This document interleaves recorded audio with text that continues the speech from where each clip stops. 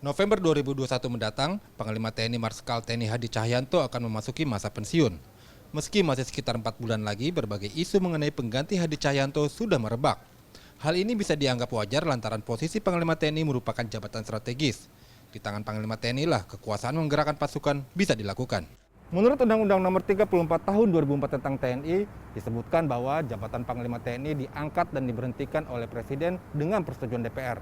Dalam undang-undang itu juga disebutkan bahwa jabatan Panglima TNI dijabat secara bergantian oleh perwira tinggi aktif dari tiap angkatan atau pernah menjadi kepala staf angkatan. Kata kunci dalam undang-undang itu ialah dipilih oleh Presiden serta pernah menjadi kepala staf angkatan. Dengan demikian, ada 3 kandidat kuat sebagai calon pengganti Marskal TNI Hadi Cahyanto. Mereka adalah Kepala Staf Angkatan Darat Jenderal TNI Andika Perkasa, Kepala Staf Angkatan Laut Laksamana TNI Yudo Margono, serta Kepala Staf Angkatan Udara Marskal TNI Fajar Prasetyo. Jika kondisi normal, pendekatan paling sederhana yang bisa dipakai oleh Presiden adalah rotasi. Dari Angkatan Udara Pak Hadi ke Angkatan Laut Pak Yudo. Namun ada pendekatan lain yang bisa dikedepankan oleh Presiden, misalnya stabilitas politik dengan melihat operasi militer apa sih yang sedang dilakukan oleh TNI hari ini. Maka operasi militernya ada perbantuan untuk pandemi COVID-19, ada operasi militer teror di Poso, ada operasi militer teror di Papua. Lalu siapakah yang paling berpeluang besar menggantikan Marskal TNI Hadi Cahyanto? Lembaga Kajian Laboratorium Indonesia 2045 punya publikasi menarik soal ini. Menurut lembaga riset ini, pergantian Panglima TNI bisa dilihat dari 4 pendekatan, yaitu rotasi antar matra, doktrin operasi gabungan, regenerasi kepemimpinan militer, serta stabilitas politik 2024. Dengan pendekatan rotasi antar matra, maka peluang Kepala Staf Angkatan Udara sudah tertutup. Pasalnya, Hadi Cahyanto sendiri merupakan perwira dari TNI AU. Sementara, Matra Darat sudah 2 kali memegang jabatan Panglima TNI sebelum Marskal Hadi Cahyanto, yaitu Jenderal TNI Muldoko serta Jenderal TNI Gatot Nurmantio. Dengan pendekatan ini, maka peluang Kepala Staf Angkatan Laut Laksamana TNI Yudo Margono memegang jabatan Panglima TNI menjadi sangat besar. Pendekatan kedua adalah doktrin operasi gabungan. Dengan pendekatan ini, maka kandidat Panglima TNI idealnya pernah menduduki jabatan strategis seperti Panglima Komando Gabungan Wilayah Pertahanan. Jika yang digunakan adalah pendekatan ini, maka Kasau dan Kasal memiliki peluang yang sama, karena keduanya pernah menjabat sebagai Pangkogap Wilhan. Pendekatan ketiga adalah regenerasi kepemimpinan militer. Ketiga kepala staf memang berasal dari generasi yang lebih muda dari Marskal TNI Hadi Cahyanto.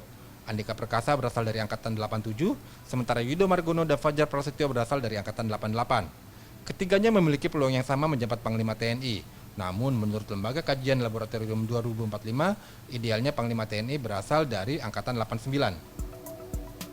Pendekatan terakhir adalah melalui pendekatan stabilitas politik. Di sini harus dipahami kondisi negara yang akan menggelar hajatan pemilu dan pilkada serentak 2024, serta situasi pandemi COVID-19 yang harus mendapat perhatian serius. Dengan pendekatan ini, maka Jenderal TNI Andika Perkasa sangat berpeluang menjadi Panglima TNI karena memiliki akar kuat pada prajurit di lapangan. Stabilitas politik dan negara bisa sangat tergantung pada keberadaan prajurit yang bertugas di komando teritorial. Akan tetapi tentu saja ada skenario lain, yaitu kombinasi rotasi, regenerasi, serta stabilitas politik.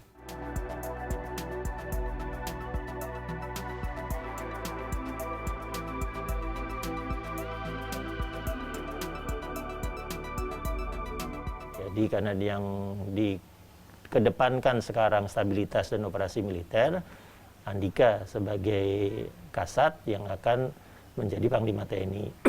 Lalu untuk memadukan dengan pendekatan yang lain, Pak Yudo dinominasikan sebagai Wakil Panglima TNI. Posisi itu sudah ada tapi belum diisi.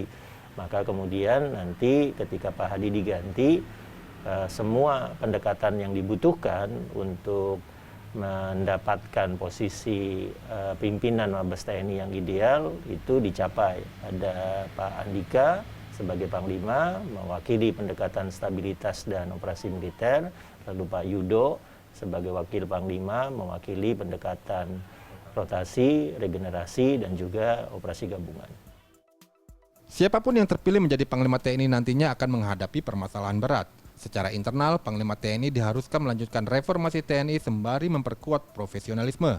Ada pula PR modernisasi alutsista TNI yang sebagian besar sudah berusia tua, serta masalah kesejahteraan prajurit.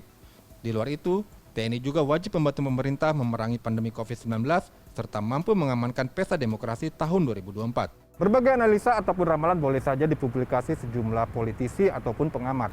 Tapi bagaimanapun juga, pemilihan jabatan Panglima TNI merupakan hak prerogatif Presiden. Jadi bisa saja nantinya Presiden akan memberikan kejutan di luar ramalan atau analisa tersebut. Hanya saja kita tentu berharap bahwa pemilihan Panglima TNI nantinya dipilih berdasarkan profesionalisme dan integritas. Tim Liputan, CNN Indonesia, Jakarta.